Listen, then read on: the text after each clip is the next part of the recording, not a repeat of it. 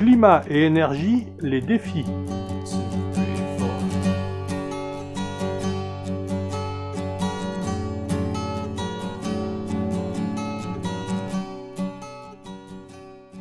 Est-on, oui ou non, face à un changement climatique? S'il y a des règlements, quels en sont les processus et les conséquences? L'homme a-t-il une part de responsabilité? Et enfin, approche-t-on de la fin des réserves d'énergie fossile? Bonjour, je suis Claude Lefrançois, alias Papy Claude. Je ne suis ni climatologue, ni spécialiste en énergie, fossile ou autre, mais j'observe, je lis, j'écoute, j'analyse et j'essaie d'être critique, objectif et constructif. C'est au nom de cette curiosité, de ma non-formatation et de ma grand-paternité que j'aborde ces 4 grandes questions et la réflexion qui en découle.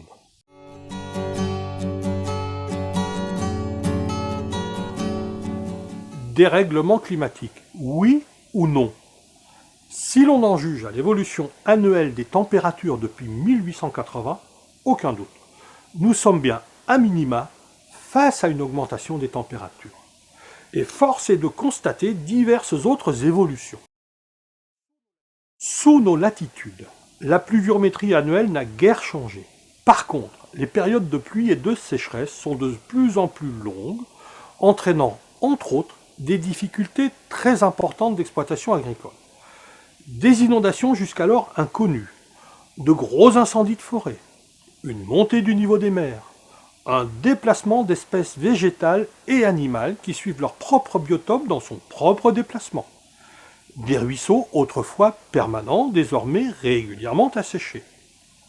Les tornades ou typhons voient leur zone s'étendre et ils y sont plus nombreux et violents. La banquise fond et les glaciers reculent. Alors à la question du dérèglement climatique, il n'est plus possible, objectivement, de nier les évidences. Oui, nous sommes face à un dérèglement climatique.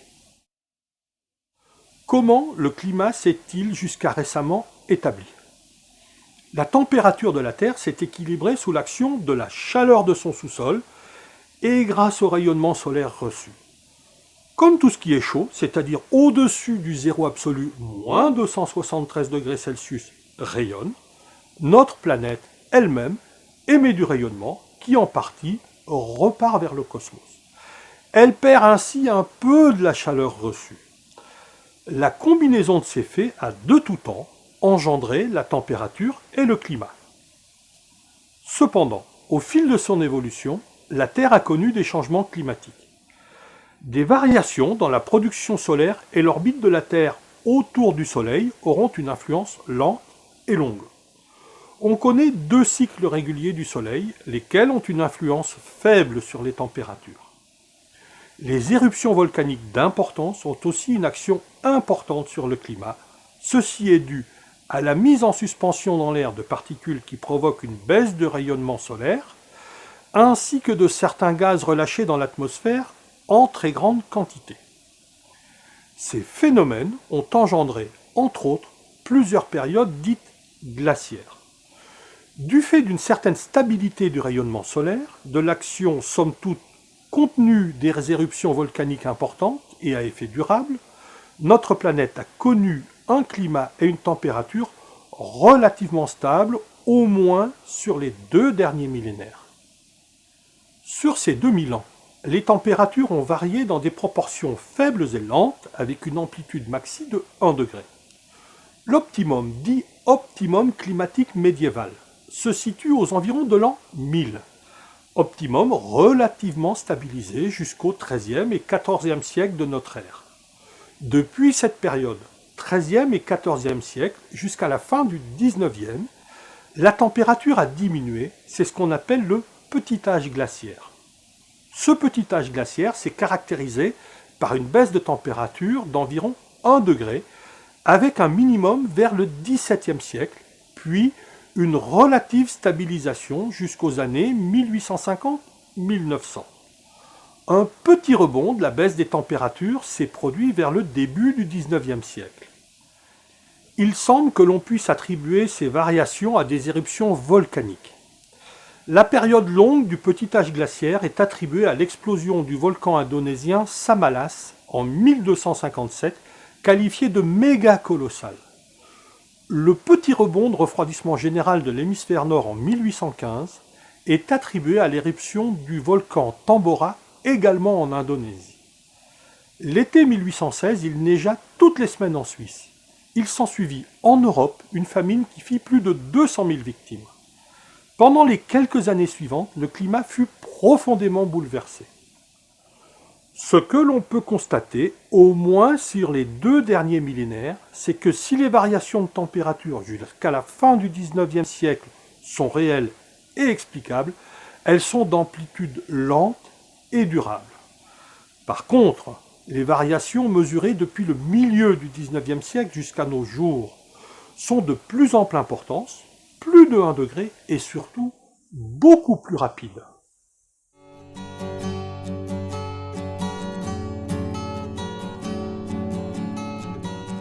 Que penser de cette accélération soudaine de la montée des températures depuis environ 150 ans? Elle ne correspond à rien de ce que la Terre a connu jusqu'à présent. Quelles en sont les causes? Tous les dérèglements antérieurs ont été engendrés par des causes dites naturelles. Actuellement, nous ne mesurons pas d'augmentation significative du rayonnement solaire. Pas non plus de variation dans l'orbite de la Terre autour du Soleil. La température des entrailles de la Terre est stable. Pas d'éruption volcanique d'importance, donc pas non plus d'explication de ce côté. Ce dérèglement actuel n'est donc pas engendré par des causes naturelles. Les autres causes possibles sont dites anthropiques, en d'autres termes, qui découlent de l'activité humaine. Quels sont les grands changements depuis 100 ou 150 ans? 2 principalement.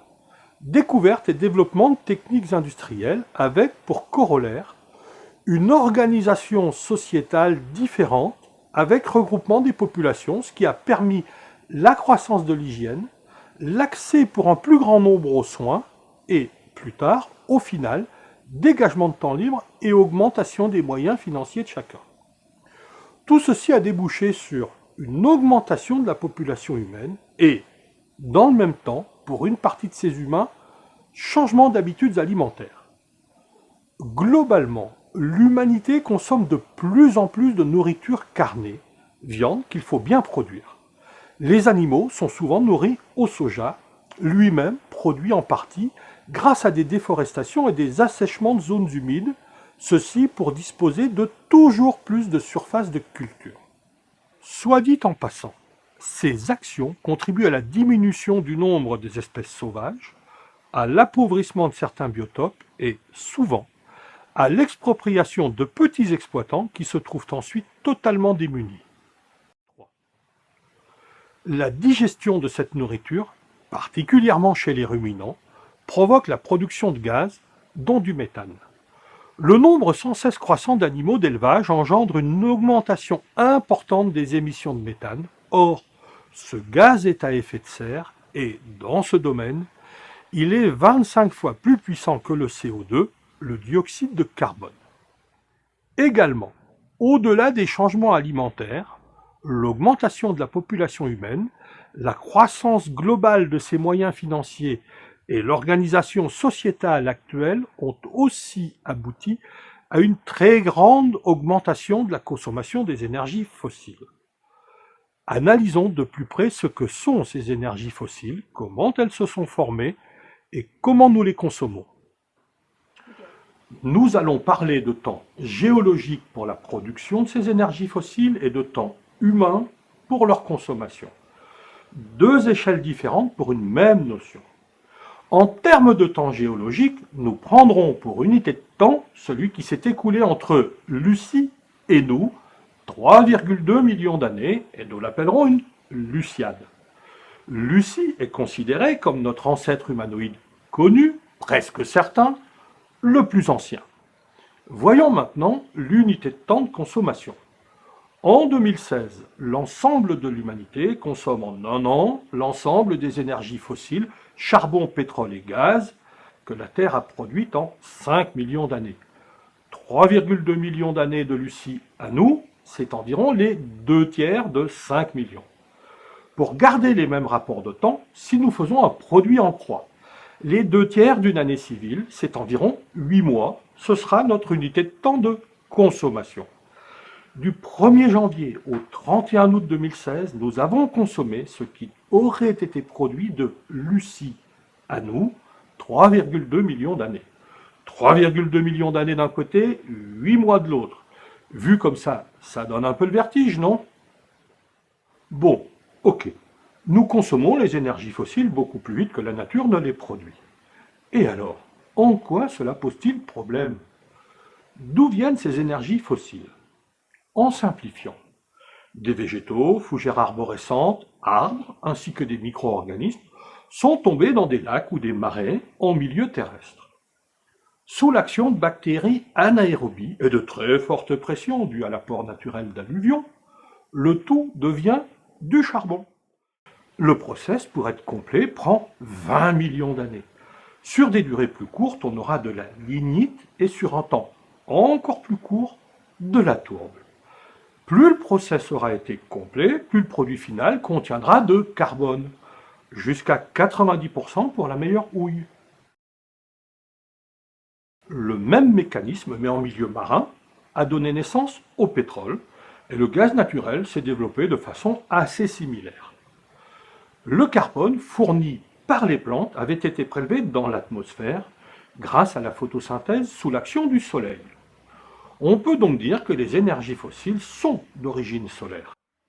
Bien que chaque plante apporte annuellement peu, les millions d'années d'apports cumulés auront permis, au final, la production de beaucoup de charbon, pétrole et gaz naturel, ce qui correspond à la fixation d'une grande quantité de carbone. Les conséquences de leur consommation. Lorsque nous utilisons ces énergies fossiles pour produire de la chaleur, combustion dans les moteurs à explosion ou dans les réacteurs d'avion, en le brûlant dans les chaudières, nous relâchons directement dans l'atmosphère divers composants qu'ils contiennent, dont du gaz carbonique, le fameux CO2. Les plantes consomment du CO2 et le fixent sous forme de carbone, mais comme il est libéré en très grande quantité, elles ne peuvent pas tout consommer et fixer. Il en résulte une variation de la composition de l'air dans notre atmosphère. Et c'est là que commencent nos misères. Les rayonnements solaires reçus et ceux que nous émettons, n'étant pas de même puissance, n'ont pas les mêmes longueurs d'onde. Ceux que nous recevons traversent facilement notre atmosphère, mais ceux que nous émettons la traversent beaucoup moins facilement. Ils sont en partie réfléchis par certains gaz, dont le CO2, le méthane et d'autres, qui nous les renvoient. C'est un peu comme une casserole sur laquelle on aurait mis un couvercle pour garder au chaud ce qu'elle contient. C'est ce qu'on appelle l'effet de serre. Du fait de ces gaz à effet de serre, la planète se refroidit moins bien, ce qui provoque une montée de sa température, le réchauffement.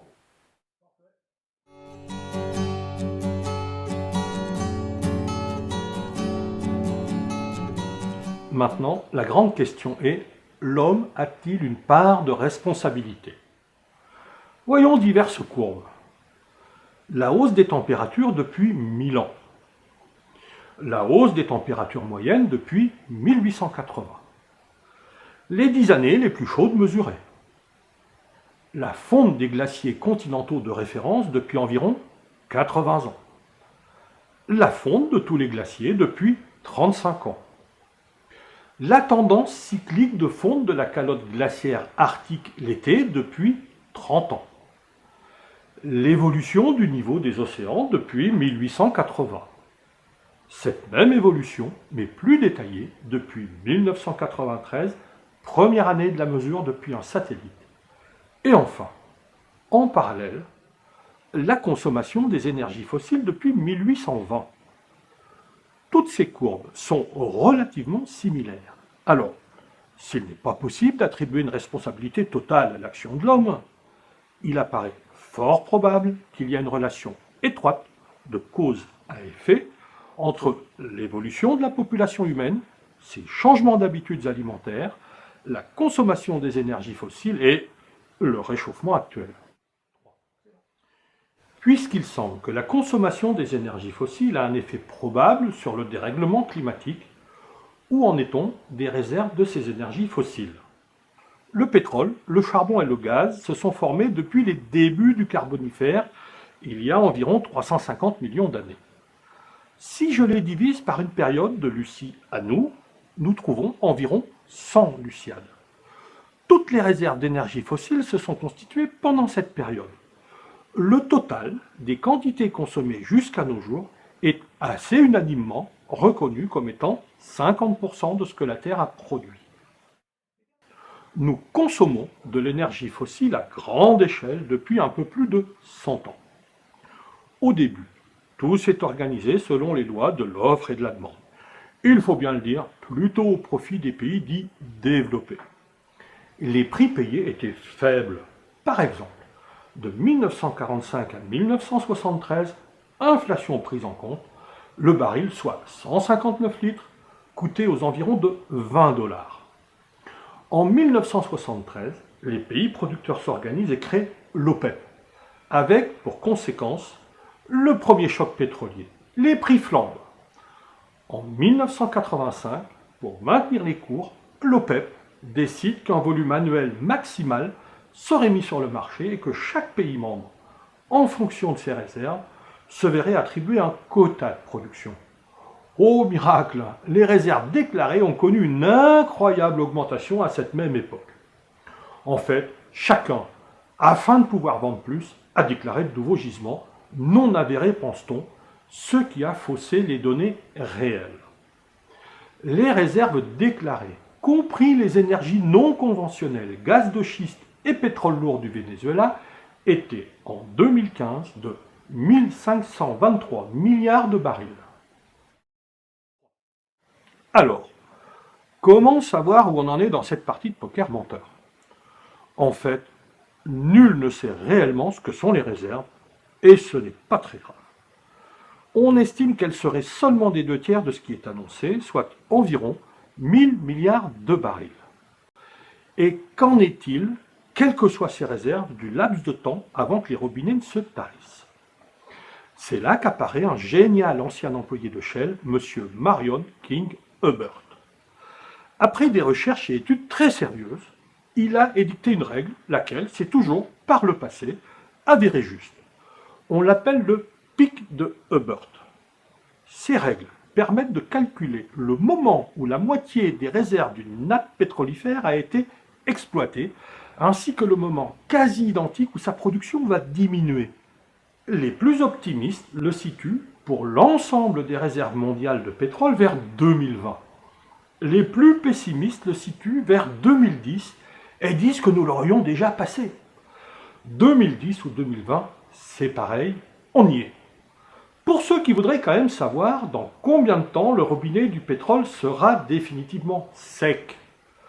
Les réserves actuelles estimées réelles et exploitables étant de 1000 milliards de barils, et la consommation mondiale annuelle de 33 milliards 500 millions de barils, il nous resterait, au rythme actuel de la consommation, 30 ans.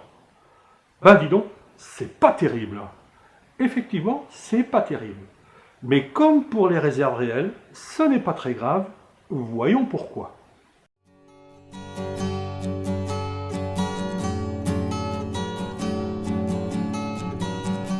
On a consommé la moitié des réserves et ça a pu agir sur le dérèglement climatique dont acte. Mais encore, pour bien comprendre notre situation, imaginons un kidam qui aurait mangé beaucoup de chocolat, mais alors vraiment beaucoup, à tel point qu'il a une crise de foie, il est cloué au lit, mal au ventre, vomissement, mal à la tête, bref, il n'est pas bien. Il a encore du chocolat dans ses réserves, autant que ce qu'il vient d'en manger. Pensez-vous qu'il va en manger jusqu'à la fin de son stock? Sûrement pas. Il doit plutôt se dire « Plus jamais je ne ferai de tels excès. Comment ai-je pu me mettre dans cet état par gourmandise et inconséquence ?» Comme notre kidam, notre planète a une grosse crise de foie. Et voilà pourquoi je vous disais que les réserves, importantes ou pas, ça n'est pas le problème principal. C'en est un, certes, mais le plus urgent est de ne pas aggraver l'état de santé de la malade. Qu'est-ce qu'elle nous dit, la malade, notre planète? Stop les énergies fossiles, arrêtez, j'en peux plus! le scénario sera plutôt celui d'un ralentissement de la disponibilité que celui d'un assèchement brutal. Mais alors, si nous devons limiter la consommation des énergies fossiles, comment va-t-on faire? Voyons un peu, à titre d'exemple, à quoi le pétrole est utilisé aux USA. Transport terrestre, voitures, camions, trains, 46%. Chauffage de bâtiments, 22%. Kérosène pour les avions, 10%.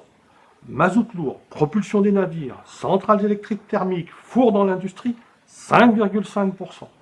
GPL plus autres gaz, 4,5%. Ces premières utilisations, 88% du total, concernent le pétrole dit brûlé.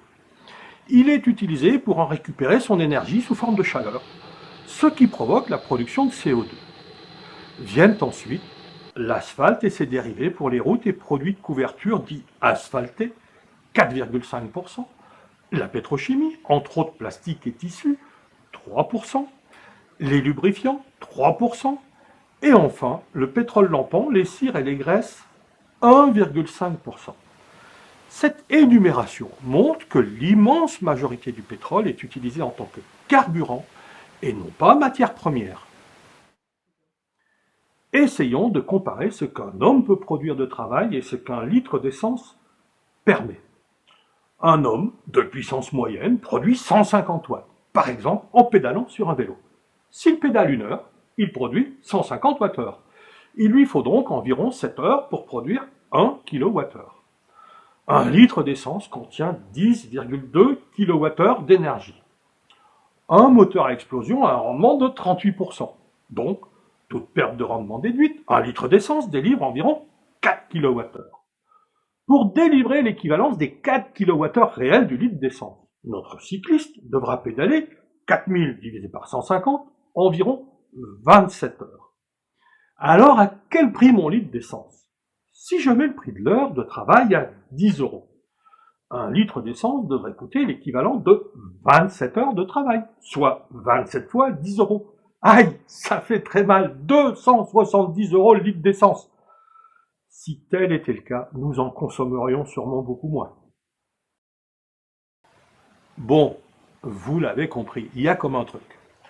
On pourra toujours épiloguer sur l'efficacité du travailleur, ou la difficulté du travail, ou le rendement du moteur. Les chiffres sont têtus et, pour le moins, surprenants. Si l'on applique le calcul précédent en commençant par diviser le volume annuel total d'énergie fossile consommée par la France sur une année, par le nombre de Français, puis en ramenant encore cette consommation individuelle annuelle à une consommation journalière, et ainsi de suite, jusqu'à trouver l'équivalence énergie fossile capacité d'un homme, et que nous appelions chaque équivalent homme au travail un esclave énergétique, nous avons tous, chacun, vous, moi, l'équivalent de 120 esclaves énergétiques à notre service. Quand même. Et alors, un États-Unien moyen en a beaucoup plus à son service. Qu'il fasse les premiers efforts, et moi je suivrai. Ah, par contre, un Indien moyen en a beaucoup moins que moi. Il peut donc augmenter sa conso.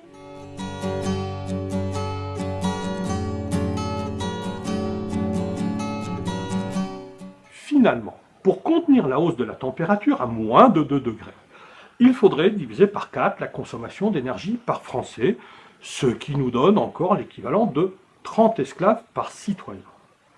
C'est pas si mal. Et ça nous mettrait à peu près au niveau actuel d'un Mexicain, d'un Chilien ou d'un Hongrois. Certes, leur vie est différente de la nôtre. Cependant, ils disposent quand même de beaucoup plus de confort de vie qu'un Français moyen du début du XXe siècle. Alors, si nous divisons par 4 notre consommation d'énergie fossile, quels vont être les impacts? Voyons par exemple l'impact sur la star, le pétrole. En tout premier, le transport. Nous devrons être moins mobiles. Transport de marchandises ferroviaires et fluviales plutôt que routier. Transport des personnes. Nous déplacer beaucoup moins, et non plus avec des véhicules individuels, mais via les transports en commun. En cas d'impérieuse nécessité d'un véhicule individuel, service aux personnes, sécurité, etc., véhicule léger et de puissance minimale nécessaire, électrique ou à pile à combustible. S'attaquer ainsi au transport terrestre devrait générer une grande part des nécessaires économies. Limiter les besoins en chauffage des bâtiments. Concevoir des bâtiments efficaces énergétiquement, soit à la construction, soit par amélioration. Développer des habitats groupés plutôt qu'individuels et diffus. Le kérosène pour les avions, désolé, mais les vacances par avion, ça ne sera plus possible. Le transport aérien devra être limité de façon drastique. Après tout, ce ne sont que des plaisirs récents et encore limités à une très petite part de l'humanité. Mazout lourd. Produire et consommer localement afin de limiter les transports maritimes. Produire de l'électricité non plus via des centrales thermiques, mais se tourner vers des moyens dits verts. Hydraulique, photovoltaïque, biomasse, éolien, hydrolien, j'en passe et des meilleurs. Et surtout, limiter nos consommations électriques. Remplacer les produits nécessitant beaucoup d'énergie pour leur production par d'autres plus sobres et efficaces. Arrêter les obsolescences programmées. GPL et autres gaz, en limiter la consommation au strict nécessaire. Ces mesures devraient nous permettre d'atteindre facilement les objectifs. Nous pourrons même probablement continuer à utiliser le pétrole en tant que matière première et ainsi produire des plastiques, des polymères, des tissus, des médicaments. Bel objectif, non? En ce qui concerne l'augmentation de la population humaine, je ne pense pas qu'individuellement nous puissions faire quoi que ce soit. Par contre, en ce qui concerne les changements alimentaires vers une alimentation plus carnée et la production du méthane qu'elle engendre, l'action est assez simple. Revenir à une alimentation moins carnée et plus orientée vers les végétaux. Ces mesures seront-elles facilement applicables et acceptées? Pour les Occidentaux que nous sommes, habitués à consommer beaucoup plus que de raison, non. Nous devrons accepter ces évolutions. Nous pouvons encore le faire volontairement, donc un peu à notre main, difficile mais possible. Si nous ne les acceptons pas, ces changements nous seront imposés. Ce sera beaucoup plus difficile. Et encore, si les contraintes arrivent à temps, avant que le dérèglement ne nous soit fatal. Il est évident que pour les peuples vivant beaucoup plus sobrement que nous, les choses seront plus faciles. Il nous faut prendre conscience que ce n'est pas la planète qui est en danger. Elle est certes malade, mais elle s'adaptera. C'est notre capacité à vivre dans un milieu de plus en plus hostile qui est en jeu, donc la survie de l'espèce humaine. Et il ne faut pas espérer utiliser d'autres énergies fossiles. Elles émettent autant de gaz à effet de serre, et de plus, le pic de Hubbert s'applique aussi à elles. Le gaz naturel, 2030. Le charbon, vers 2020. Les plus optimistes le situent en 2045. Quant à l'uranium, également en quantité limitée, son pic serait peut-être déjà dépassé, et au rythme actuel de consommation, sa fin est annoncée pour les années 2070. Au vu des projets actuels, elle risque d'ailleurs d'arriver beaucoup plus vite. Pour être complet sur l'uranium, s'il ne produit pas directement de gaz à effet de serre, il porte en lui bien d'autres risques. Je garde en mémoire les accidents de Tchernobyl et Fukushima. Et nos descendants devront gérer sur plusieurs millénaires nos déchets d'aujourd'hui. J'espère vous avoir aidé à appréhender ce que sont les défis qui nous attendent en termes de climat et d'énergie, donc de style de vie. Rappelons qu'il nous faut nous mettre au niveau de vie de la majorité de l'humanité, à l'équivalent, par exemple, d'un Mexicain, d'un Chilien ou d'un Hongrois d'aujourd'hui, donc encore beaucoup mieux qu'un Français d'il y a seulement 60 ou 70 ans. J'en connais, et il me semble au moins aussi heureux que nous. Il nous faut admettre ce bonheur, différent peut-être, mais bonheur réel. Allez, on s'y met?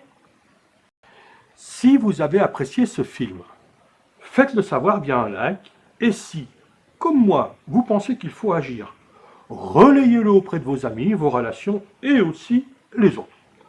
Partagez-le sans modération.